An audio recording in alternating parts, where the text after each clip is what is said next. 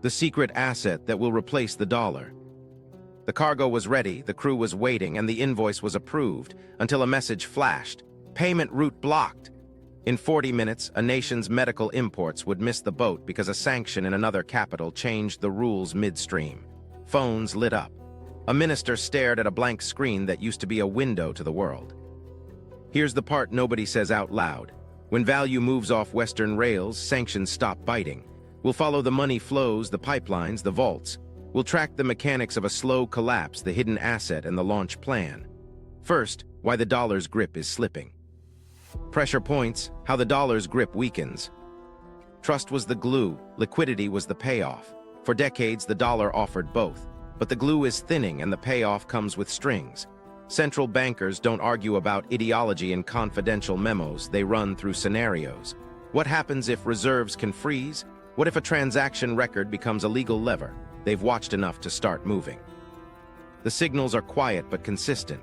The Federal Reserve's own view still shows the dollar dominant, but reserve managers have trimmed exposure from early 2000s highs, diversifying into a wider basket. When a country's sovereign wealth calls its custodian and asks, "What's my euro clearing fallback?" That's not theater, that's contingency. Meanwhile, something else is happening. Call it fatigue with weaponized finance and the primal urge to escape someone else's switch. After 2014, then 2022, asset seizures and ejections from messaging networks turned into case studies. The lesson wasn't moral, it was operational. If your core settlement can be interrupted, you're not sovereign, you're renting. So ministries started shopping. Alternative pipes for messages, alternative rules for custody, alternative collateral that can't be switched off with a file. SWIFT was never a bank, just a switchboard, but its centrality made it a choke point. Countries tested what life looked like without it. China built CIPS to clear yuan cross-border under its own rules. Russia scaled SPFS for domestic resilience and stitched it to friendly nodes. Interoperability became the quiet obsession. Build bridges so messages move even when old bridges close. It isn't elegant. It doesn't need to be. It needs to work at 3 a.m. on a Tuesday when a tanker's letter of credit must release, or a nation's ICU runs out of reagents. There's a human version of this. A finance minister in a mid-sized economy signs an emergency procurement for hospital reagents. The dollars are there. The bank is compliant. Then a designation lands in Washington. The correspondent bank freezes not because it wants to, but because risk managers don't lose their bonuses for saying no. The shipment slips. The story circulates. Within a month, that ministry prices its next tender in euros and yuan and asks suppliers for local currency options. Not politics, survival. Energy pricing is where the drift shows. Oil cargoes discounted to Asia settle in yuan more often. Gas deals from Russia to China lock long-term flows with local currencies. Swap lines proliferate so crises don't force dollar scrounging at the worst moment. It's not a flip, it's friction. Each time a barrel or a billion cubic meters settles off dollar rails, the habit of defaulting to dollars weakens. Parallel pipes are forming under the surface. BRICS expansion brought more rhetoric than rails, but the plumbing is real where it matters. Local currency settlement, development banks lending outside the dollar, and emergency liquidity windows that don't require IMF conditions. The new development bank doesn't replace treasuries, but it creates a place to breathe when markets seize. Optionality changes behavior long before it changes statistics. Now layer the euro-dollar paradox. Offshore dollar liquidity is deep because everyone uses it, but the political risk of using it is no longer theoretical. Central banks weigh basis points against seizure risk. Some accept the trade and stay. Others trim exposure at the edges and build hedges. Gold on the balance sheet, metals in state reserves, bilateral lines with China, and legal structures that keep collateral physically close. The invisible toll is in velocity. Compliance costs, sanctions screening, and correspondent risk appetite slow money down. A deal that used to clear in hours takes days. A bank that used to say yes at 95% certainty now demands 99.9%. That gap kills marginal trades, especially in emerging markets. When liquidity slows, demand for alternatives rises, even if they're less perfect. Meanwhile, Western supply chains discovered their own Achilles heel. The same economies that run the dollar rails depend on foreign processing for the stuff that makes electricity flow: transformers, battery materials, rare earths, and the mundane metals that turn electrons into industry. When export controls hit magnets or graphite anodes, Insurers and treasurers notice. A legal memo in Beijing can stop a plant in Bavaria. That's leverage felt at the factory floor. Domestic politics adds torque. Rate hikes to fight inflation strengthen the dollar cycle, but they also raise the cost of carrying dollar debt abroad. Countries facing social pressure can't always afford the squeeze. If there's a credible path to settle trade in a different unit, they'll try it. The path doesn't need to be smooth. It needs to be good enough to get fertilizer, diesel, or chips without tripping a wire. Look at the quiet data points. Russia and China move most bilateral trade in yuan and rubles. Gulf exporters experiment with non-dollar invoicing in side deals. Brazil and China test yuan real settlements. India pays for discounted barrels outside G7 corridors. Official announcements are cautious, but invoices, custody choices, and port paperwork tell the story. Dollars are still king. But monarchs lose power before they lose the throne. Audiences lean in when the crown wobbles. The market narrative lags the pipes. Commentaries debate a BRICS currency. Practitioners are building payment networks, legal templates, and inventory practices that reduce dollar touchpoints. This is less about replacing the dollar outright and more about ending its monopoly, the viral twist that makes viewers feel like they're early to a secret. Multipolar settlement is messy. It's also harder to coerce. If trust is the currency, what restores trust when it's spent? That's the question central banks ask in private. They aren't searching for a slogan. They're searching for collateral, something price-insensitive, used everywhere that can't be sanctioned at the border of a spreadsheet. What backs the next system when trust runs out? To understand the answer, we need to talk about what keeps the lights on. The search for collateral, why gold isn't enough. To understand why the rails are changing, we need to ask what the trains are carrying. Trust alone doesn't settle cargo. Something has to back the promise. For a century, that something floated between oil in the pipes and treasuries in the vault. When both became politicized, everyone went back to first principles. Find collateral that can't be shut off by a keystroke. The first instinct is gold. It always is. Central banks have been adding bars, and for good reason. Gold is apolitical metal. It doesn't default, doesn't vanish in a bankruptcy court, and it crosses borders quietly. As a psychological anchor, nothing beats it. But gold is an anchor, not an engine. It sits. It doesn't move supply chains. It doesn't make factories hum. Liquidity is the first problem. The gold market is deep for price discovery, but shallow for settlement at scale. Try mobilizing thousands of tons for rolling trade finance without moving the price. The more you lean on it as working collateral, the more volatility you inject into the very system you're trying to steady. Central banks know this. They park gold to signal prudence, then reach for other tools to actually pay bills.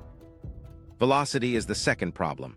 A reserve asset that just stores value can't power daily commerce. Oil once played that role, but oil comes with choke points.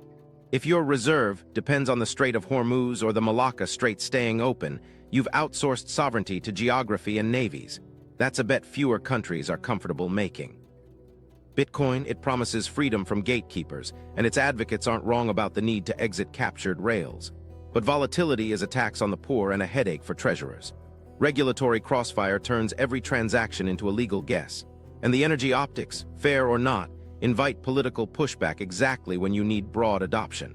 Some countries experiment at the margins. Nobody prices national lifelines on a 60-vol asset. So what does a reserve need in this new world? 4 traits keep showing up in those memos. Price-insensitive demand, an asset people must use regardless of cycles. Industrial indispensability, it has to live inside the real economy, not above it. Diversified supply, no single gatekeeper who can weaponize a bottleneck. And convertibility into daily life, it should show up in bills, not just balance sheets. Here's the hard realization. The next backing can't just sit in a vault. It has to run through wires and factories. It has to be consumed, replenished, scaled. Reserves that don't move can store confidence. They can't create it. The collateral with staying power will be the stuff that keeps everything else running without anyone noticing. Oil almost fit. Then logistics, climate policy, and naval leverage made it fragile. The euro tried to supplement treasuries. Internal fractures kept it from becoming the engine. Copper, lithium, nickel, cobalt, graphite, and rare earths are closer, because they're not just commodities, they're electricity's skeleton. But a single metal is too easy to squeeze. A basket lowers weaponization risk and dampens price shocks. That's where the thinking is heading. Meanwhile, ministries faced with real deadlines have been redefining safe. Safe is the transformer you can actually install next quarter. SAFE is the long-term offtake that guarantees cathode supply so your EV rollout doesn't die on procurement day. SAFE is a refinery slot for graphite anodes when export licenses tighten. The more critical electrification becomes, data centers, grids, transport, the more SAFE migrates from bank ledgers to bill of materials. There's a moment in one country's procurement archive that captures the shift. A state utility ran a tender for grid upgrades. Treasury wanted dollar financing from a multilateral. Engineering pushed back. The lead time on transformers had stretched to 18 months. The only vendor who could meet the schedule wanted partial payment in a metals-linked currency basket and delivery guarantees tied to factory line time. The board approved it. Accountants grumbled. Lights stayed on. Gold still has a role. It calms. It caps panic. It anchors multi-asset baskets with a neutral weight. But gold alone can't collateralize electrification. The cash flows of the next economy ride on electrons, and electrons ride on metals and machines. Price-insensitive demand, every substation, motor, and chip. Industrial indispensability. Without copper and its cousins, nothing scales. Diversified supply. Not perfect, but a basket and regional redundancy beat single points of failure. So the search for collateral is converging on something hiding in plain sight. The continuous conversion of energy into work. If you can collateralize that flow through the metals, components, and contracts that make electricity usable, you've got backing that touches every invoice without waving a flag. The question is whether this exists. It does. The question is who controls it, and how they'll sell you tokenized access without ever saying the word token. Because if the reserve is really the thing everyone must use, every second, then the standard lives where the switches click and the wires hum. And that takes us to the people who quietly own those switches. The reveal, the electricity standard. Here's the reveal that makes the earlier questions click. The reserve isn't a currency, it's electricity, packaged through the metals, machines, and contracts that turn raw energy into usable power. Not a slogan, a standard.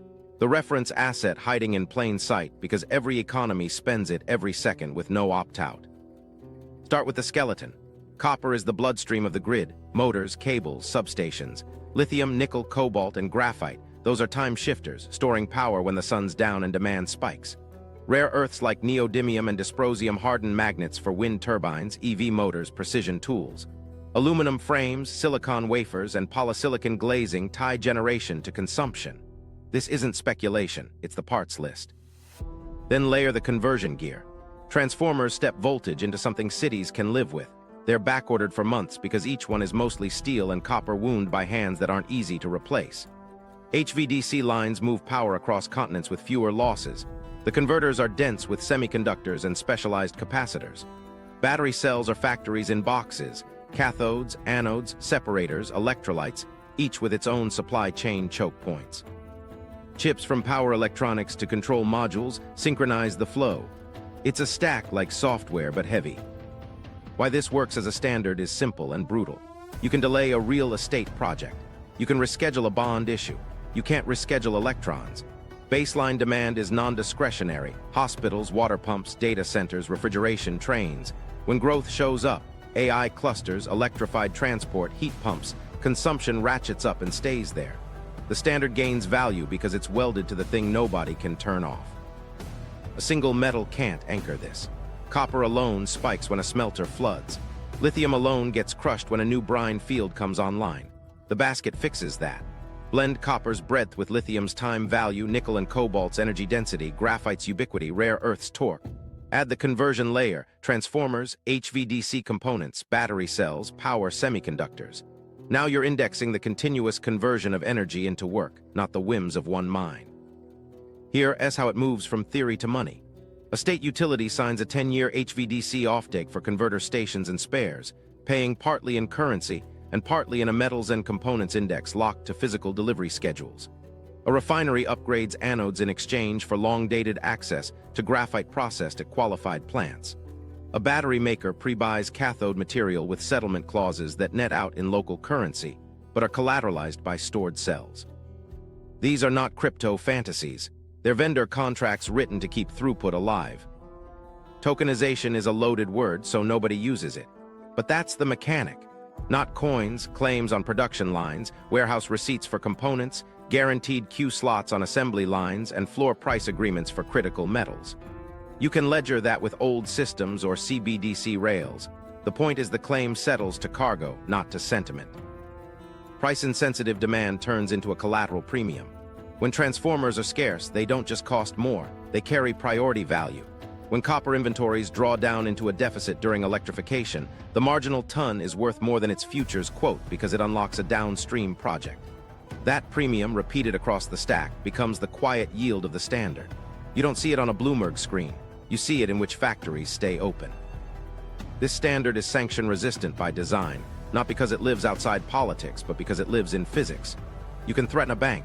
You can't threaten a frequency imbalance. If a payment rail jams in New York, a plant manager in Guangdong still needs bus bars by Friday. The settlement can detour. CIPS messages, escrow at a friendly bank, local currency netting, CBDC delivery versus payment tied to a bill of lading. The electrons don't care which signature was on the memo. Supply diversification doesn't mean every country has every metal. It means the basket spreads risk across deposits, refineries, and product categories, while contracts bind access. A country with bauxite and cheap power builds aluminum that becomes transmission hardware collateral. Another with nickel laterites becomes a cathode precursor hub. A third gains leverage by making medium voltage switchgear at scale. The standard isn't a place, it's the operational web. What nobody admits publicly, but you hear in hallways, is that this already prices trades. A shipper clears a cargo because the buyer can prove in real time they control the downstream components to use it. A bank frees funds because the counterparty's claim isn't just a balance, it's a guaranteed lot number in a battery plant. Trust returns not to humans but to machines. And if electricity is the standard, the next question is obvious and uncomfortable. Who owns the switches, the smelters, the refineries, the lines, and the plants that turn this from idea into leverage? Because if the map is electrons, power is whoever holds the breakers. Who owns the switches? China's quiet monopoly layers. Follow the wires upstream and you run into factory gates painted in the same colors. The switches sit behind China's custody, layered, methodical, and hard to unwind once you're inside. Start where dirt becomes leverage, processing. Mining is global, refining is not. For the inputs that make electricity usable, China controls the chemical step where rocks turn into industry. In graphite anodes, the conversion to battery-grade material is overwhelmingly Chinese. In rare earths, separation, the messy, technical, capital-intensive part, is concentrated in plants that answer to Beijing. Lithium hydroxide lines proliferate along coastal industrial parks. Nickel and cobalt go through precursor factories built next to ports and power. These aren't just plants, they're choke points. Refineries and separators run on permits and know-how, and both are guarded.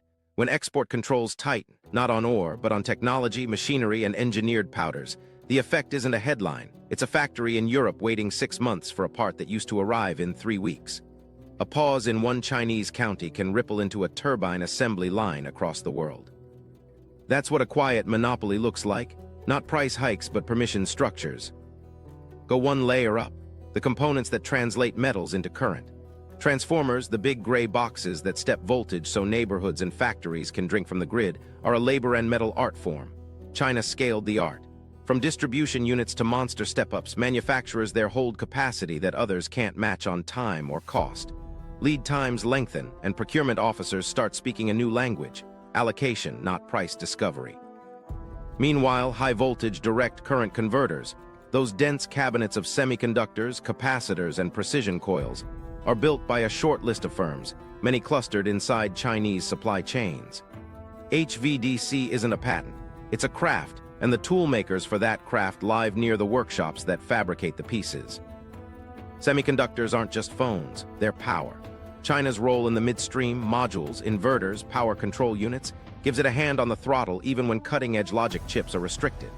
You can block a 7-nanometer CPU and still find yourself dependent on insulated gate bipolar transistors and silicon carbide devices for grid and EV applications. Those fabs and assembly houses feed the conversion layer. Switch off the feed, and the electricity standard coughs. Bundle this with batteries. Graphite anodes largely originate from Chinese processing. Cathode precursors, nickel, manganese, cobalt slurries, flow through Chinese reactors. Cell lines from pouch to prismatic sprawl across integrated parks with raw materials, solvent recovery, and QA labs under one municipal government. That's not just scale, it's custody. When a buyer asks for delivery assurance, the answer is a queue slot in a Chinese plant or a joint venture clone abroad running on Chinese tooling. Now look at settlement. If electricity is the standard, you need rails to swap cargo for claims without tripping Western alarms. China built them. CIPS handles cross-border yuan clearing under Chinese legal jurisdiction. Pair that with Russia's SPFS links and regional payment pilots, and you've got corridors where messages and money move without SWIFT. Add central bank digital currency experiments. The digital yuan is already doing retail at national scale, and you can lock a transformer shipment to a programmable payment that releases on sensor data when the container hits a bonded zone. That's delivery versus payment without New York. Meanwhile, the Belt and Road isn't just ribbons and speeches, it's factory adjacency. Industrial parks in Southeast Asia and the Gulf host magnet plants, aluminum extrusion lines, cable works, and switchgear shops fed by Chinese equipment and supervised by Chinese engineers. The physical custody of supply chains extends offshore, but contracts, service, and spare parts pull back to home base. A park outside a port becomes a shadow warehouse for the world's grid. Rare earths deserve their own line. Separation is chemistry at scale, and China invested for decades when nobody else wanted the waste or the margins. The result, a commanding share of oxide separation, metal refining, and magnet sintering. Neodymium, praseodymium, dysprosium, terbium, the alphabet soup that turns motors into torque, runs through Chinese furnaces before it turns into blades and wheels. When Beijing tightens export licensing on both materials and the machines that make magnets, downstream sectors scramble. Defense, autos, wind. There's a legal layer that firms learn the hard way. Export controls aren't always bans, they're license regimes with elastic timelines. A license that takes 12 weeks to process might as well be a no for a plant that measures time in days. Insurance writers notice. Bankers adjust risk models. Procurement shifts to vendors with compliance certainty, which often roots back to the same cluster of companies inside China's orbit. Settlement rails, physical parks, and processing choke points converge into leverage you feel as a calendar, not a speech. Try to onshore quickly and you hit missing links. Reagents, skilled technicians, custom machine tools, QA routines embedded in supplier networks. Subsidies help, but time wins. China had a 20-year head start threading metallurgy, capital, and logistics into one fabric. None of this is a cartoon monopoly. It's layered dominance, the kind audiences share because it clicks a bigger pattern into place. A blend of 60–90% control in critical steps, manufacturing depth in transformers and HVDC, custody of battery precursors, and payment rails that can clear a cargo outside dollar view. When the standard is electricity, the hand on the switch belongs to whoever owns the refineries, the magnet sintering, the coil winders, and the clearing house. And right now, much of that hand is Chinese. Russia's energy spine, pipelines, power, and leverage. While China built the switches, Russia laid the spine. Steel buried under taiga and tundra, carving a permanent artery from gas fields to factories. The power of Siberia turned a map line into leverage, not because it was big, but because it was irreversible.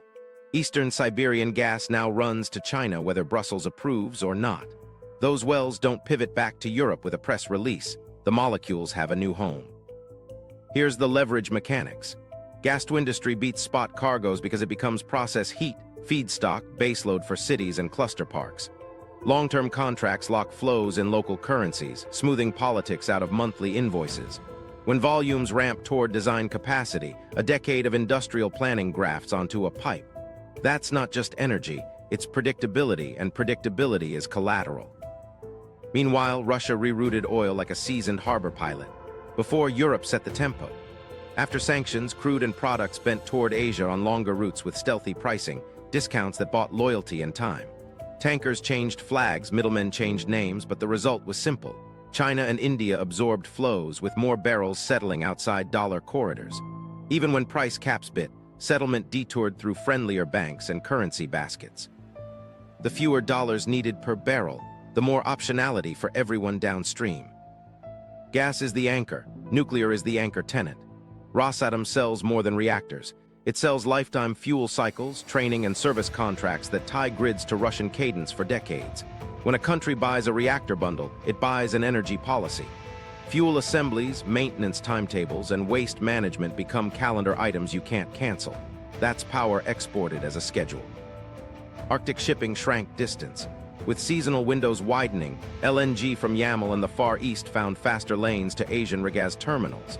Ice-class carriers threaded routes that in warm months shave days off. Seasonality becomes a financial instrument. Hedge cargoes by season, calibrate price windows to weather.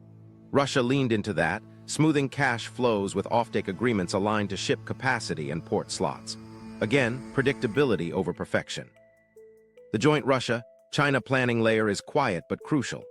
Energy Vortex swaps trade pipeline stability for manufacturing depth.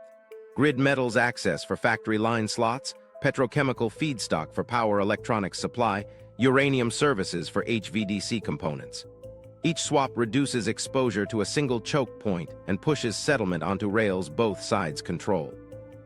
It looks like barter dressed as sophistication, but it settles bills in the units that matter. Hours on a production line, days on a tanker, megawatt hours delivered. There's a human moment at the heart of this shift. In Blagoveshchensk, a technician watches the control room screens as the first winter gas pulse hits full flow across the border. Pressure holds, temperature stabilizes, alarms stay quiet. In a Shanghai plant, a planner brings forward a shift because the pipe's variability dropped to near zero. Two rooms, thousands of kilometers apart, gain the same thing: certainty. Critics call it dependency. It is, but it runs both ways. Russia needs a buyer large enough to absorb scale and patient enough to sign 30-year pages. China needs inland molecules that can't be blockaded and contracts that can be priced outside a volatile dollar. The contract locks both to the same clock. That shared clock is leverage. Price is only part of the story. Unit economics improve when pipes replace ships. Fewer intermediaries, lower losses, tighter scheduling.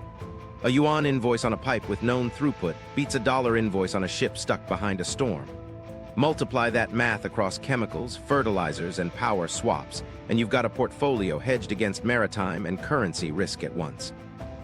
Nuclear deepens the bind. Fuel reloads are not commodities you replace on a whim.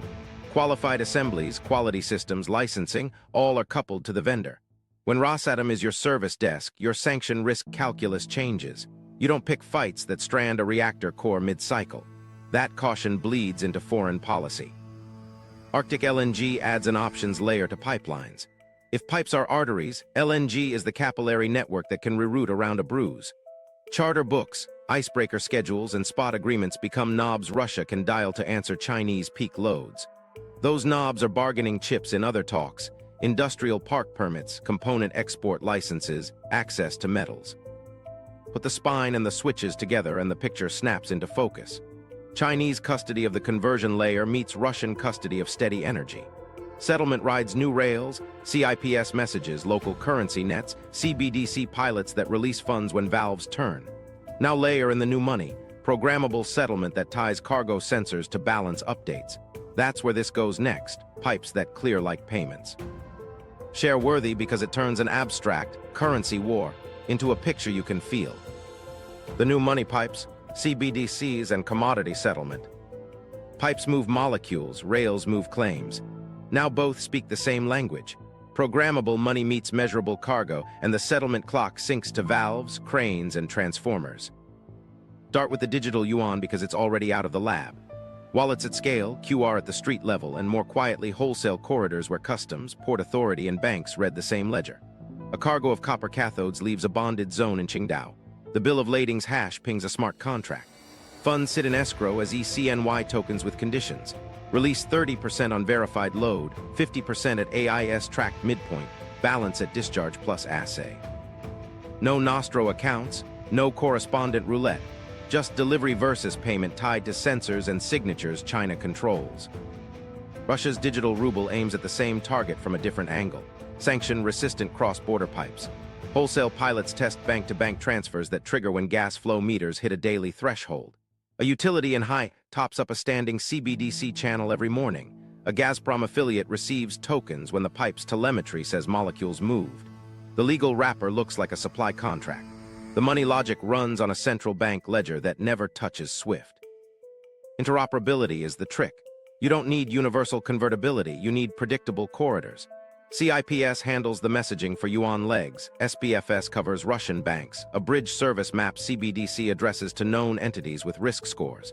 The smart contract is dull on purpose. A handful of states loaded, departed, arrived, inspected, each verified by independent data feeds. Insurance underwriters love dull.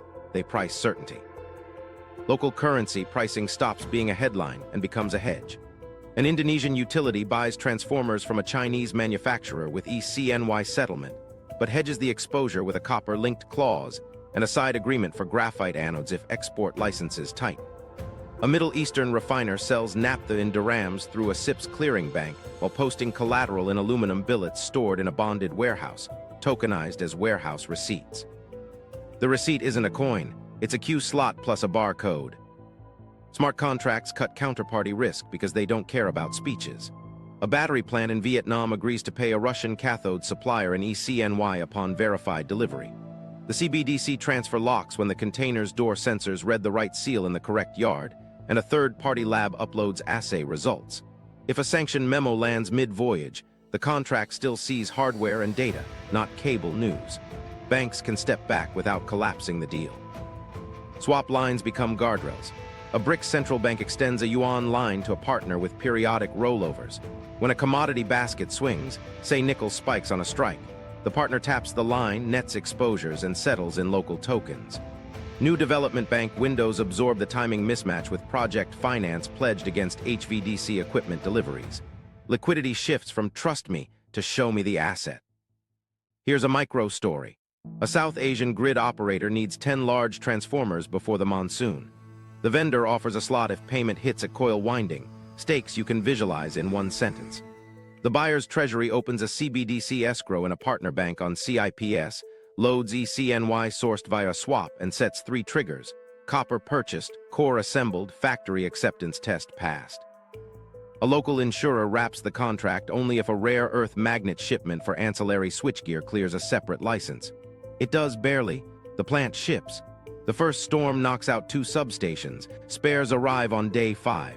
The CFO sleeps. Commodity-linked baskets stop being academic when invoice currency detaches from collateral. Oil can price in yuan while the contract's performance is guaranteed by a metals and components index, copper tonnage, magnet assemblies, battery cell capacity. If oil's price cap whipsaws, the collateral pool absorbs shocks. Treasury departments track that pool, not talking points. Programmed escrow brings discipline back to trade finance. Letters of credit used to rely on trust in documents. Now the document is a data stream. Port cranes confirm lifts. AIS confirms route. Temperature monitors inside refrigerated containers sign data blobs into the ledger. A central bank node validates state changes and releases or freezes funds accordingly. Disputes shrink from he said to the censor says. Western observers call this brittle. It's not. It's modular. If a bridge goes down, say a bank exits CIPS under pressure, the corridor reroutes through another clearing partner or converts into on-chain claims on inventory in a belt and road industrial park. Legal titles move with a tap because the park, the plant, and the bank share an API and a phone number. The point isn't to replace dollars everywhere. It's to create enough non-dollar corridors that commodity settlement can't be coerced on demand. Optionality becomes leverage. Buyers can say, "We'll clear this over your rails if terms are sane. If not, we have a Tuesday option." What nobody's advertising yet is the next step. CBDCs that reference the electricity standard directly. Imagine a power unit clause, payment indexed to a composite of copper, transformer lead times, and regional grid load. If the basket tightens, payment ratchets automatically. Suppliers finance expansion against that predictable premium. Buyers secure supply by pre-buying tomorrow's queue. That's when the pipes and rails fuse. Cargo moves, sensors attest, central bank ledgers clear, and the reserve isn't a flag, it's a functioning circuit. The quiet hoard, stockpiling the electricity standard. You won't see a press release for this. It shows up as maintenance inventory, spares, seasonal procurement. Translation for the audience. This is the heist scene, but with forklifts. Central banks buy gold where everyone can count the bars. The real stockpiles for the electricity standard are scattered: ports, rail yards, bonded zones, and industrial parks with discrete security and excellent forklifts. Start with the split screen. Official reserves climb in gold, measurable, reported. Meanwhile, state-owned enterprises and policy-guided corporates hoard the working parts. Copper cathodes stacked 3 meters high, aluminum billets racked in climate-stable sheds, drums of rare earth oxides labeled by batch and assay, Graphite anodes shrink-wrapped on pallets headed for cell plants. It's not speculation. It's risk management when delivery time is the currency. Trade flows give the tells. Suddenly, copper imports surge into a country where construction has slowed. Aluminum shipments hold steady even as local demand dips. Customs codes get granular, manganese-bearing cathode precursor instead of chemicals. Invoice currencies shift. More yuan and local units, fewer dollars, with settlement routed through CIPS-linked banks. Analysts call it noise. Logistics managers call it breathing room. Transformer shortages expose the pattern. Lead times stretch past a year in Western markets, while certain buyers somehow shave weeks. How? They pre-bought cores, coils, and specialty steels and parked them near assembly lines. A vendor with a warehouse of grain-oriented electrical steel can promise a delivery window others can't. That warehouse is a vault. The roll inside is collateral with a fuse. There's a micro-story that keeps repeating. A rail spur outside a coastal city hosts an anonymous warehouse with a new fence and a small staff. Trucks arrive at dawn, offload reels of copper wire and bobbins of enamel-coated coil. The paperwork says grid maintenance. The volume says hedge against tomorrow. Across town, a magistrate signs a routine permit for extended hours. No headlines. But when a storm hits 2 months later, that district replaces blown units in days, not months. Somebody planned to win the calendar. Rare earth oxides move differently. Opaque intermediaries, layered entities, small cargoes with big influence. A mid-tier manufacturer overseas reports sourcing challenges, then miraculously meets its motor targets. Translation: it found a new channel for neodymium-praseodymium metal routed through a partner's bonded park. Those kilos aren't many. They're decisive. Without them, EV lines idle. With them, purchase orders hit and the balance sheet breathes. Battery components teach the same lesson. Graphite anodes aren't glamorous, but they're the quiet choke. Export licensing delays stretch timelines, unless you bought quarters ahead and parked them near your plant. Cathode precursor tanks sit for calibration, then feed a ramp the moment a subsidy window opens. Cells roll because someone hoarded slurry, not because a press conference promised capacity. The hoard isn't just metals, it's factory time. Queue slots on coil winding machines, reserved bays on HVDC assembly floors, guaranteed test stand hours signed months in advance. Those intangible positions get tokenized in legal language. Priority allocation, firm capacity, assured commissioning. When shortages bite, a piece of paper that secures Tuesday at 10 a.m. is worth more than a discount. Evidence piles up where accountants live. Inventories normally drain with rates rising. Instead, they build in categories tied to electrification. Working capital ticks higher, but days sales and inventory stretches specifically in copper, transformer parts, and power semis. CFOs don't like idle cash, so if they carry it, something rattled them. Export controls on magnets and graphite did that. Insurance writers did that. A note from a supplier saying, lead times now 46 weeks, did that. Development banks feel it too. Applications cite equipment availability risk as a primary constraint, requesting drawdowns earlier in project cycles to pre-purchase transformers and HV switchgear. Lenders who once funded concrete at groundbreaking now fund coils before permitting. Collateral changes form, from land to metal, from building to box. The box sits near a port vapor barrier wrapped with a QR code that links to financing terms. Western observers call it cyclical inventory. The pattern says otherwise, and that gotcha is the kind of clip that spikes watch time. Cycles don't explain synchronized stock increases across dissimilar markets, or the way invoice currencies drift away from dollars precisely in categories under export scrutiny. Cycles don't explain why spares arrive with serial numbers that map to projects slated next year. This is structural, an electricity standard reserve built piece by piece, justified by lead times and enforced by paperwork. There's quiet acquisition, too. Utilities and manufacturers buy small transformer shops, copper rod mills, magnet houses, not for margins but for guaranteed output. They fold them into procurement plans, smoothing deliveries over quarters. Private equity used to chase brands. Now it chases laminations and winding capacity. The roll-up is collateralized throughput. Not all hoards sit at home. Belt and road industrial parks function as offshore vaults. Magnets in one zone, cable drums in another, anode material in a third, each under local customs but tied by contract to buyers far away. When a sanctioned flare-up threatens a lane, the goods move inside the park. Ownership changes on paper. Delivery resumes through a different gate.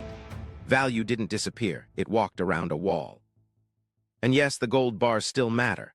They tranquilize markets and soothe the public. But the day-to-day survival kit is copper under tarp, oxides in drums, cores on racks, and Q slots preserved with deposits. Markets will call it overstock until the first big outage, the next export squeeze, or the debut of a public commodity basket trade that validates the index everyone's been using privately. Then the label changes. It won't be inventory anymore. It'll be reserves.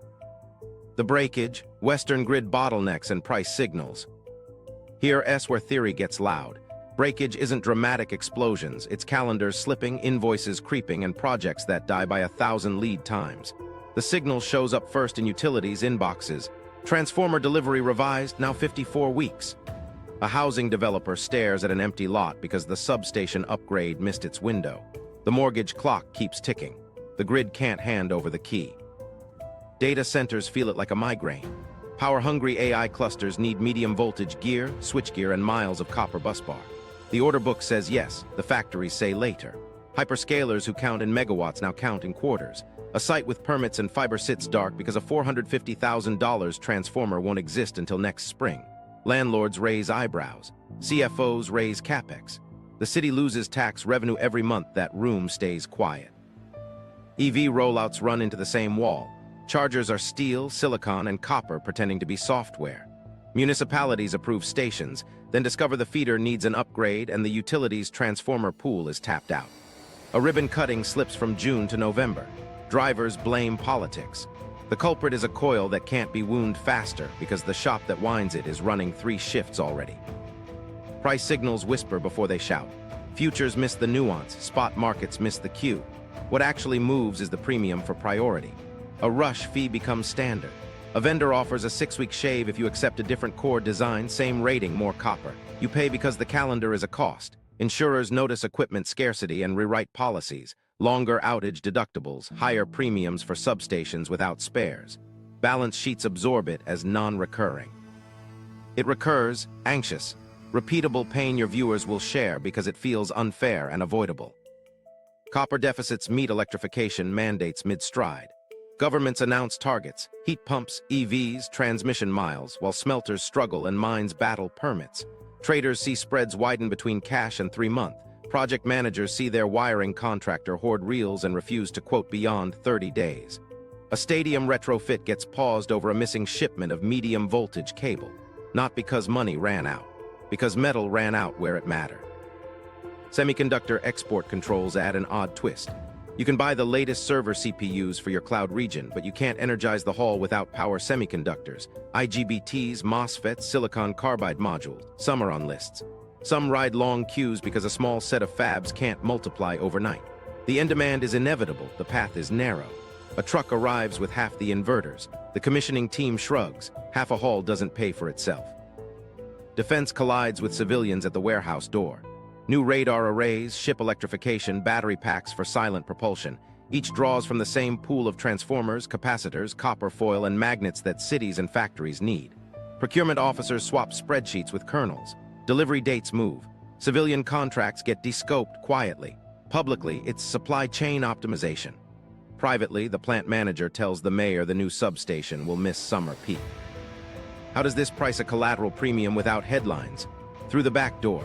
Banks begin offering better terms to projects with pre-secured equipment. Development finance shifts disbursements forward to lock component slots. Warehouse receipts for copper cathodes and GOES steel start to look like money, discounted and rehypothecated inside corporates' treasuries. A transformer on a skid in a depot becomes an asset class with an implied yield. Keep the plant running, collect the cash flow. Meanwhile, temporary surcharges on utility bills linger. Regulators allow pass-throughs for expedited equipment and alternative sourcing. Customers complain. Regulators point to reliability reports highlighting global component constraints. The phrase appears so often it loses meaning. The bill remains. Households cut elsewhere. The grid collects its due. Microstory, a hospital in a mid-sized city plans a wing for critical care. The equipment is financed. The staff is hired. The interconnection study comes back with one line. Requires upstream transformer replacement. Delivery is 9 months. The hospital buys a refurbished unit from a decommissioned industrial site, pays triple for certification, and bolts it in. The wing opens 4 months late. Nobody sues. Everyone remembers. Markets still call this cyclical. The pattern says structural. If it were cycles, lead times would break uniformly. Instead, buyers with pre-committed metals and queue slots keep schedules while others miss by seasons. If it were cycles, invoice currencies wouldn't shift specifically on the constrained categories. They do toward local rails and e-payments that clear faster with collateral tied to parts, not promises. Then comes the first public test. A country prices a block of firm power and bundled metals in a yuan-linked basket, clears over CIPS with CBDC locks, and delivers against a schedule the grid can verify. The West calls it a one-off. Procurement officers see a doorway, copycats line up. The breakage wasn't a crisis. It was a rerouting, an aha turn that rewards viewers for sticking around. The price signal wasn't a spike. It was a calendar that wouldn't yield. The first domino, a public commodity basket trade. It starts with a country most people don't watch. Not a petro giant, not a G7 stalwart. A mid-tier exporter with ports that hum at night and a finance ministry that hates surprises. Their grid is stretching, their factories are booked, and their budget can't eat currency whiplash anymore. So they do something that sounds boring and lands like a hammer. They publish an RFP for firm power imports and a bundle of industrial feedstocks, copper cathodes, aluminum billets, battery-grade graphite, plus a floating tranche of refined fuels. One contract, one clock, one price. The invoice unit isn't dollars. It's a yuan-linked commodity basket, pegged daily to an index the Treasury posts at 9 a.m. local time. Here's the twist. Settlement clears over CIPS with CBDC conversion locks. The buyer prefunds an ECNY escrow through a swap line the central bank opened months earlier. Smart clauses release tranches on verified states, power delivered to a specific substation busbar, cathodes lifted at a bonded yard, graphite drums scanned into the cell plant. If a tranche misses a milestone, funds sit. If it hits, value moves. No correspondent gymnastics. No pending compliance review. Two backstops make it fly. First, a bilateral swap line that widens on volatility so a sudden metal spike doesn't bankrupt the buyer mid-quarter. Second, a new development bank window that offers same-day liquidity against collateralized inventory, transformers in crates, coils in racks, metal under tarp. The lender isn't guessing at value. It can see the serial numbers. The tender shocks vendors used to playing by old rules. Some pass, others do the math. A copper producer with spare cathodes pairs with a transformer maker that's hoarded cores. A refinery with stable diesel output partners with a battery precursor plant that has graphite allocation. Together, they can meet the schedule the basket expects.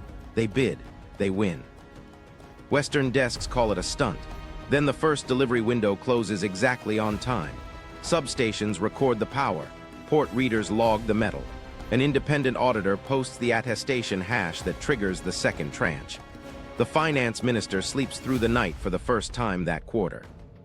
Within days, copycats call. A Southeast Asian utility wants the same structure, but swaps aluminum billets for GI steel.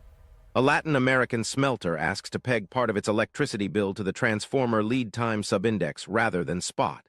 Lawyers compare clauses. Bankers who dismissed it as theater ask for model term sheets. Inside treasuries, the numbers are blunt. The country's dollar burn drops without a single decree. It still uses dollars for legacy debt service and some imports, but a slice of its real economy, power, metals, fuel, now settles over a rail that doesn't force conversion twice. The currency mismatch headache eases. Forward hedges shrink. The external account breathes. Ripple effects appear where you'd expect and where you wouldn't. Shipping lines update their documents to accept CBDC release confirmations as proof for demurrage disputes. Insurers offer a few basis points off if your contract includes sensor-verified milestones. Commodity traders, who loathe transparency when it's weaponized against them, quietly admit they like programmable escrow when counterparties are new. The basket isn't magic. It's a political statement wrapped as operations. We will pay in a unit tied to the stuff we need, on rails we can keep open at times we control. It's also a filter. Vendors with weak access to components can't hit the calendar and get priced out. Vendors with stockpiles and queue slots gain share. Capacity, not slogan, wins. Washington notices, the public line is calm, a temporary aberration in a small market. Behind the door, the scramble begins. Call the port authority, call the national regulator, call the development bank director, and remind them where their funding comes from. Offer an alternative, dollar settlement with a rate sweetener, a fast-track loan for grid upgrades, a shiny MOU on resilience. It works in one ministry. It doesn't in another. Meanwhile, markets adjust in their cold way. A trader in Geneva marks a new basis. A premium for cathodes deliverable into CIPS escrowed contracts with verified assay. A bank in Dubai packages inventory receipts from an industrial park into a short-term note and sells it to a regional pension fund hungry for yield that isn't tied to a newspaper headline. A commodity index provider starts publishing an unofficial electricity standard basket, and everyone pretends they aren't watching. There's a micro-story that seals the shift. A factory manager stares at a Gantt chart with too many red bars. He calls procurement. The reply, the new basket contract delivered 2 weeks early. The switchgear is here, the bus bar is cut. The night shift starts tonight. He doesn't care about CIPS, CBDCs, or indices. He cares that the line runs. By quarter's end, 3 more countries run variants. One pegs to a different currency but keeps the basket. One keeps dollars but adds programmable escrow tied to grid milestones. One uses a regional payment rail and a BRICS liquidity line. None of them asked permission. The first domino didn't topple a statue. It opened a lane. Once it existed, the question was, is this allowed? It was, why weren't we doing this already? Countermoves, can the dollar fight back? If you're Washington, this is the part where the war room lights go on and the coffee goes black. The brief is simple: hold the privilege without breaking the economy that grants it. The tools are familiar, the constraints are not. First lever, interest rates, easy to tweet, hard to live with. Raise to pull capital home, defend the dollar's yield, and make alternatives sweat. It works until mortgage desks and small manufacturers howl.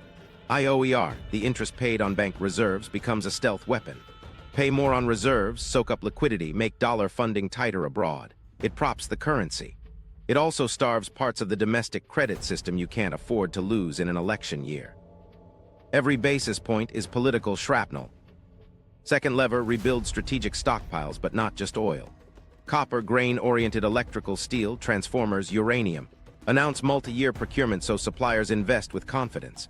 The message: the United States won't be caught short on the backbone of electrification.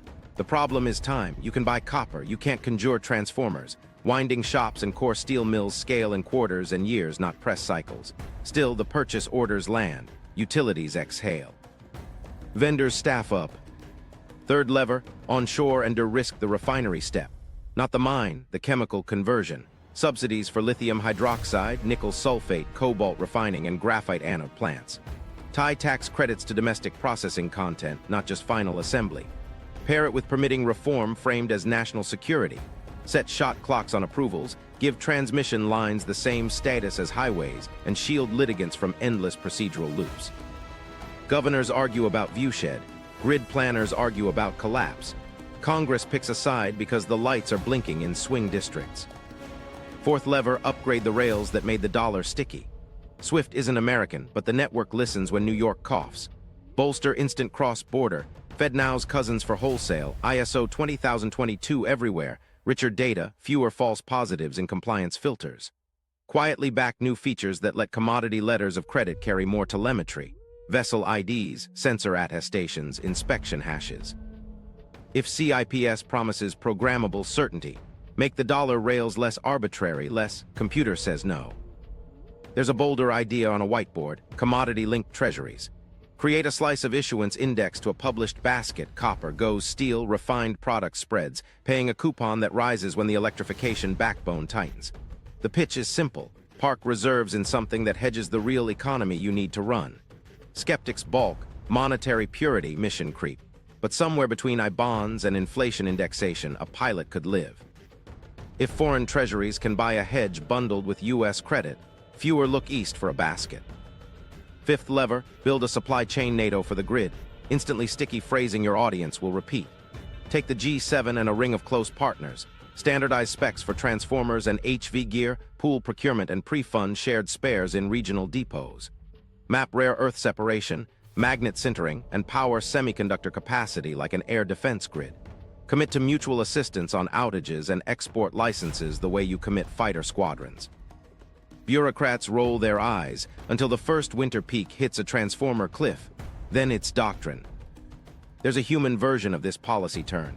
A mayor in a Midwestern city gets a call. The substation upgrade missed delivery again. 2 days later, a federal task force offers a slot from a national strategic transformer reserve built with pooled G7 funds and fast-tracked manufacturing grants. The unit arrives 6 weeks later, not 6 months. The mayor stops caring about acronyms. Voters notice the lights. Back at Treasury, the mandate is market confidence. Stop the monopoly is over narrative from turning into flight from quality. The counter is credibility. Keep fiscal math sober enough that reserve managers don't see politics in every curve. When sanctions are necessary, narrow the aperture. Target individuals and firms, not national reserves and dollar plumbing. Make the stick precise so trust in the system survives the swing. Private markets become allies. Offer accelerated depreciation for domestic grid equipment, tax credits for inventory buffers of critical components, and liquidity backstops for utility commercial paper when equipment lead times stretch. Bank examiners quietly bless transformer and copper inventory as high-quality liquid assets for regulated utilities, lowering financing costs for the new reserves. Accountants grumble. Balance sheets steady. Of course, there's the euro question. Washington can't make Brussels nimble, but it can coordinate. Encourage a transatlantic instant payment corridor. Align export control carve-outs for grid gear so allies aren't tripping each other's permits. If the euro regains share from the dollar in reserves, make sure that share stays inside an allied system rather than bleeding to baskets you don't influence.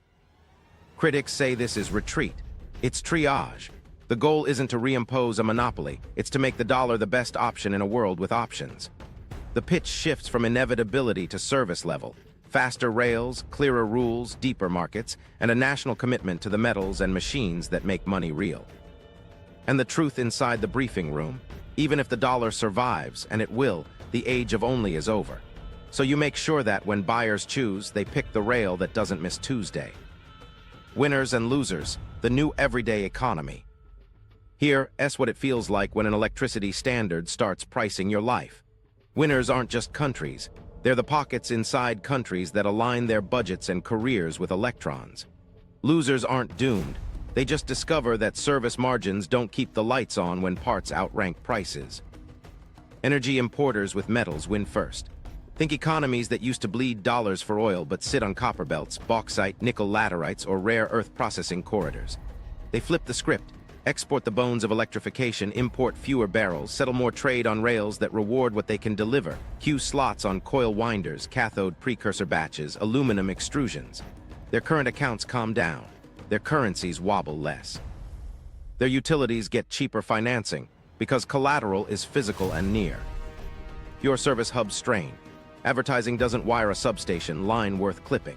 If your GDP leans on finance, tourism, and software, you suddenly need to bid for metal, manufacturing time, and transformer capacity like a factory state. The city that missed grid upgrades doesn't land the next AI cluster. The shopping district stays bright. The industrial park goes dim. 10 years ago, the pitch was vibrant ecosystem. Now the question is, how many megawatts by Q4? Data centers become the new refineries, anchor tenants with power covenants. A hyperscaler signs a 20-year take or pay with a utility, posts collateral in the form of pre-bought transformers and switchgear, and brings its own backup generation while it waits for transmission. Local governments bend zoning, because a campus of compute pays taxes like a petrochemical complex without the smell. The losers are landlords who planned on quick build-outs. The winners are utilities that learn to procure like steel mills. EV supply chains tilt hiring. Cities with cell plants, anode processing, and motor assembly soak up engineers who once built apps. Apprenticeships reappear because winding coils and calibrating inverters aren't learned on a webinar. A student who picked data science now picks power electronics because that lab has a waitlist and a line of recruiters. University endowments quietly add transformer lead time to campus expansion plans. You can't open a new dorm without capacity on the nearest feeder. Consumers feel it 3 ways: utility bills, car prices, and rent delays. Bills include temporary reliability surcharges that outlive headlines, paying for expedited components and alternative sourcing. EVs get cheaper to fuel but not cheaper to buy, because graphite magnets and copper premiums seep into sticker prices. Apartment projects slip 6 months while a substation upgrade catches up. Tenants renew leases at a premium. The gripe shifts from inflation to why is everything late? Corporate risk models rewrite themselves. CFOs treat equipment queues like interest rates, tracked weekly, hedged, pre-funded. Treasury carries more inventory of copper and goes steel than it used to, and secures assured commissioning, papers the way it once locked loan covenants. Boards approve CapEx for power security before growth projects. A factory spends on rooftop solar not for green points but for scheduling leverage. When the grid stutters, inverters keep test stands alive and contracts met.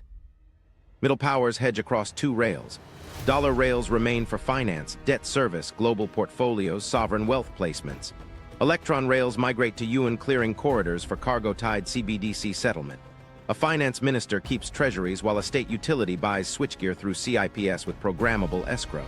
The country doesn't choose a side, it chooses a rail per invoice. Diplomats talk values, planners talk lead times. Households adapt in mundane ways. Backup batteries show up in garages because outages come in hours, not days. Solar subscriptions bundle priority replacement for inverters and meters. A neighborhood co-op pre-orders a community transformer, financed like a bond, because the last summer peak fried a unit and everyone lost groceries. The HOA president suddenly knows the difference between oil-filled and dry type. There's a micro story on every block. A small bakery upgrades ovens to electric with demand response rebates, then discovers the panel is maxed. The utility offers a timeline longer than a lease. The landlord balks. A neighboring machine shop agrees to shift loads at night in exchange for a sub-panel swap and a shared transformer upgrade funded through a city program. 2 months later, the bakery opens. The croissants are good. The wiring map on the office wall is better. Winners also build boring capacity. A regional bank sets up a desk that finances inventory of transformers, magnet assemblies, and copper for vetted clients, treating them like near money with insurance wraps. Returns are small. Defaults are smaller. Competitors chase yield on screens. This bank chases Thursday deliveries. It doesn't trend. It compounds. Losers cling to narratives. A logistics firm insists its old LCs and PDFs will clear as always, until a single compliance hold stalls a ship of motors and 3 customers walk. A city touts innovation districts while ignoring a 1960s substation. The press release lands. The lights flicker. Startups move 2 exits down the highway where the feeder is fresh. One more split, labor. Trades that lost status, lineworkers, coil winders, machinists gain bargaining power. Tech talent that drifted to add stacks swings toward grid stacks. Wages follow scarcity. A school district quietly adds a power tech track because the local utility promised internships and a hiring pipeline. Parents stop asking what electrification means. They ask when applications open, relatable pivot that drives comments. This is what a reserve shift looks like without a parade. Money starts flowing toward whoever can guarantee electrons on time. The rest of us stop noticing the speeches and start checking the calendar. The new map isn't ideology, it's a work order. The false ending, gold's return, but as a governor, not a king. You can feel the temptation rising. If the reserve is electrons, why are vault doors busier than ever? Because the system still needs a brake pedal. Gold returns here, not to run the engine, but to set the red line. It keeps the electricity standard from overheating when politics or scarcity push too hard. Think about what's breaking. Baskets indexed to metals and machine time can drift when shortages bite. A run on transformers or a strike at a smelter pushes settlement terms upward. Left alone, that premium can spiral.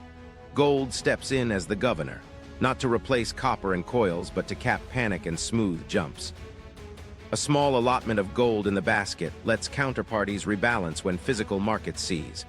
It offers a neutral counterweight nobody can print, embargo cleanly, or debase with a press conference. Central banks are already signaling this. The public buys are the easy part, the visible bars that anchor narratives. The quiet change is in the models. Treasury memos fold gold into multi-asset indices that reference the electricity stack. When the metals side overheats, gold weights tick up inside contracts. When supply eases, weights drift back toward components and materials that actually move projects. The gold standard reappears as a dial, not a throne. CBDC corridors can encode that discipline. A smart clause says, if the copper transformer subindex exceeds a threshold for a set number of days, a gold-linked buffer activates, shifting a slice of settlement into a gold reference until lead times normalize. Payment still clears to cargo first. The gold piece is the shock absorber. No speeches, no committees, just programmable ballast that keeps schedules from collapsing under price spikes. Vendors like it because it lowers counterparty risk without demanding discount prices. Buyers like it because it keeps invoices tied to reality instead of rumor. Underwriters like it because gold behaves when everything else is noisy. You can test that in a room full of spreadsheets. Run a scenario with rare earth export controls tightening, graphite licenses delayed, and a regional outage. The basket wobbles. Layer a modest gold governor and the wobble shrinks, enough to keep a plant's cash flow model bankable.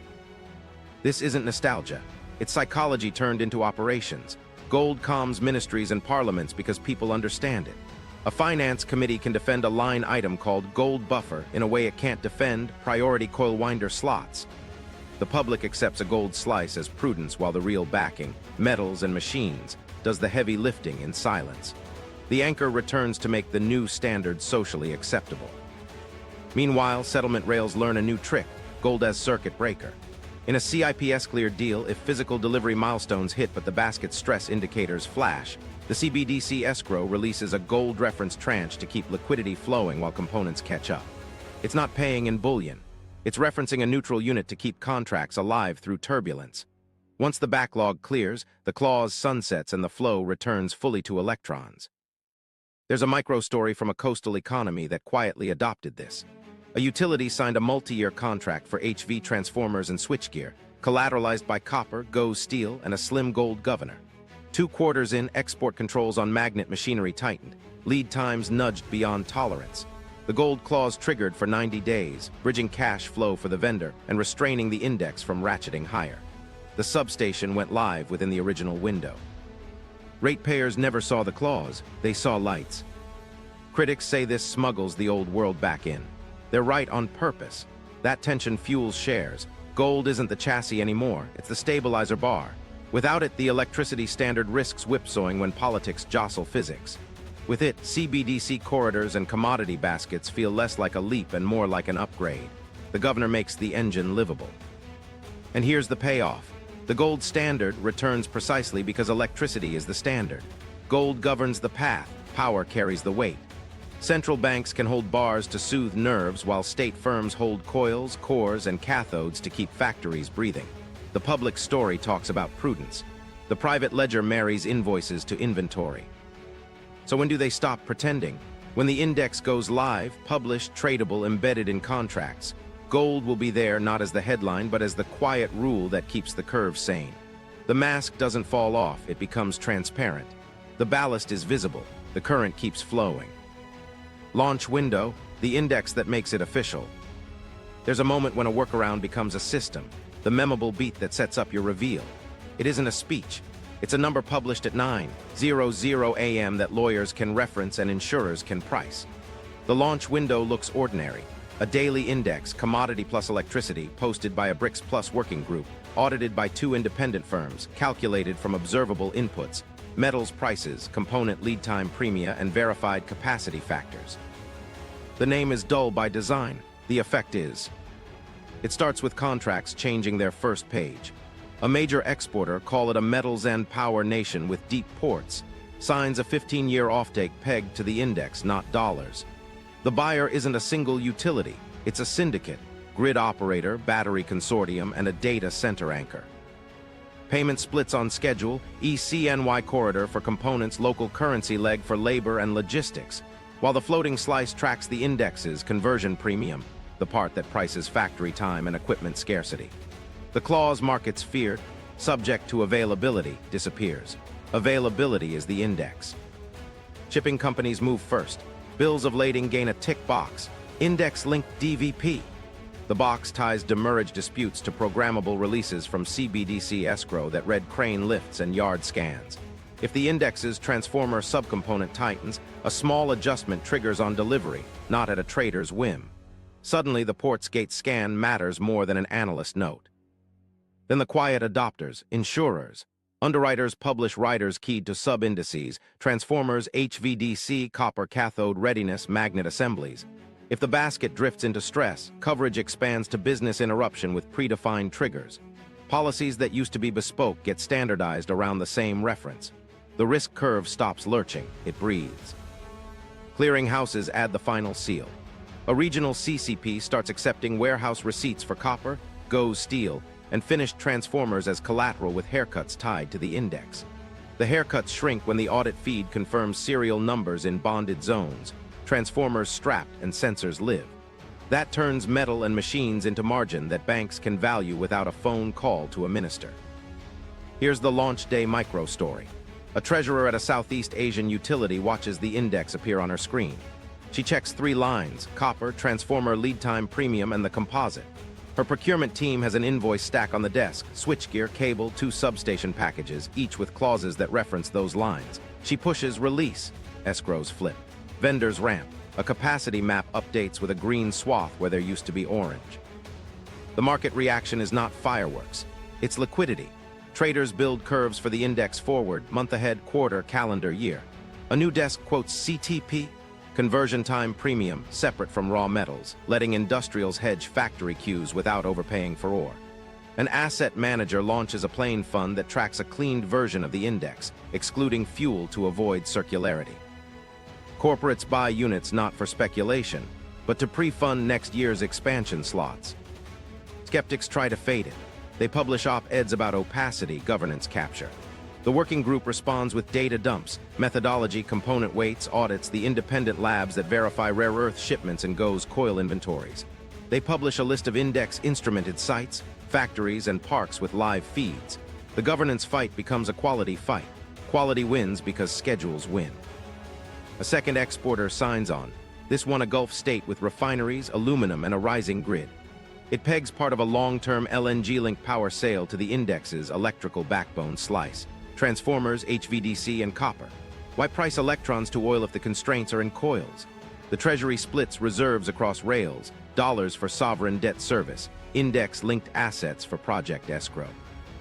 The central bank doesn't say it out loud, but the reserve strategy just diversified into factory floor time. Corporate treasurers change behavior. Instead of hoarding cash against equipment delays, they hold short-dated notes collateralized by index-eligible inventory stored in audited parks. Returns are low. Reliability is high.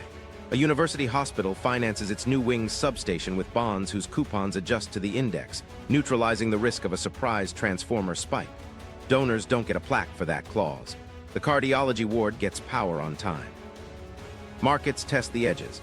A cyclone hits a coastal manufacturing hub, the transformer sub-index pops. The gold governor inside several contracts hums, weights shift for 30 days, smoothing cash flows. Data centers don't miss launch dates, utilities don't blow budgets. The index doesn't claim to predict storms. It claims to root around them. It does. Washington's readout is restrained. Non-binding reference, niche adoption. But reserve managers notice a line item in quarterly reports. Index-linked instruments, still small, climbing. A European clearinghouse quietly pursues recognition to accept the same collateral. An Australian miner prices a portion of cathode supply in index terms to attract locked-in grid buyers. A Japanese insurer maps its catastrophe book to sub-indices and cuts volatility by a sliver that means billions. The final tell is cultural. Procurement teams stop asking, "What's LME copper?" and start asking, "What's the conversion premium?" CFOs stop padding timelines and start buying coverage tied to the number everyone else is using. A minister explains a budget variance with one sentence. The index eased 2 points. Our Q3 arrives in August. Nobody flinches. After launch, there's no going back, only arbitrage. 2 reserve systems sit side by side, a financial rail priced in yield and a physical rail priced in electrons. The index is the bridge. You don't have to like it. You just have to ship on time. Breaking the fourth wall, what we misread about reserve currencies. We've been trained to think reserve status is a vote of confidence, a global handshake that says, "We trust you." Viral twist, it's mostly plumbing, that's part of it. The bigger part is plumbing plus collateral rails that clear on time and assets that can be pledged at scale without politics detonating the deal. Old Plus Navy did that job for half a century. Tankers sailed, carriers loomed, and dollar rails settled claims tied to barrels. The story felt like ideology. It was logistics. Meanwhile, something else was happening. The real constraint migrated from sea lanes to substations. The critical unit wasn't a barrel. It was a transformer, a coil slot, a cathode batch, a magnet pallet. And the backing that mattered wasn't a promise. It was the inventory and factory time to make electrons usable. Narratives lagged pipelines, always have. We argued about currency symbolism while the conversion layer got rebuilt, one procurement clause at a time. Here's the part nobody likes to admit. Reserves accumulate where settlement is painless. If your cargo can clear on Tuesday with sensor data and programmable escrow, you'll hold the unit that clears Tuesday. Trust follows convenience. It's not glamorous, but neither is a vessel schedule. The electricity standard works because it fuses collateral with usage. Copper isn't a hedge on a screen, it's the wire that lights the hall. Graphite isn't a story, it's your charge cycle tomorrow morning. That's why this sticks. We also misread power. We thought sanctions were a switch you flip. They were a lesson. Freeze enough accounts and counterparties start building corridors where freezes don't bite the whole transaction. You didn't end finance, you moved it. Now settlement stands on 2 feet. One still wears dollar boots. The other laces up in parks and plants, indexed to the scarcity that actually stalls projects. People ask, why not just gold? Because gold is a brake, not a motor. It stabilizes when metals and machine time spike, but it can't run a factory. Oil once did both symbolism and throughput. The Navy made it credible. Today, electrons need metals, machines, and rails, not speeches. That's why the new system looks boring. It's a list of serial numbers, queue slots, and audit feeds. Boring is dependable. Dependable wins procurement. The uncomfortable truth, shareable because it feels like an expose, is that none of this was hidden. The refineries, the magnet lines, the HVDC yards, the CBDC pilots, they were press releases and lead times in plain sight. We kept asking when the new currency would launch. It already did, just not as a coin. It launched as delivery versus payment tied to cargo, as an index that prices conversion time, as a reserve strategy that splits between bars that calm and components that ship. So what actually changes? Not everything. Dollar markets remain deepest. Legal certainty in New York still draws capital, but the monopoly ends because you can't sanction electrons and you can't bluff a transformer out of thin air. 2 lines your viewers will quote back to you. 2 reserve maps overlap, yield and uptime. One pays interest, the other keeps Thursday. Central banks quietly diversify into what lets Thursday happen. Corporates follow because cash flows punish ideology. From their perspective, this isn't revolution. It's risk control. From ours, it feels like heresy because we mistook trust for plumbing and forgot that collateral you can't install isn't collateral. The meaning is simpler. Reserve currencies are the language of settlement, and settlement speaks logistics. Once you hear that accent, the plot flips. You stop hunting for a new emperor and start watching who owns the coil winders and the clearing house. The reserve that ends the monopoly isn't minted, it's delivered. Electrons collateralized by metals, machines, and rails that clear on time.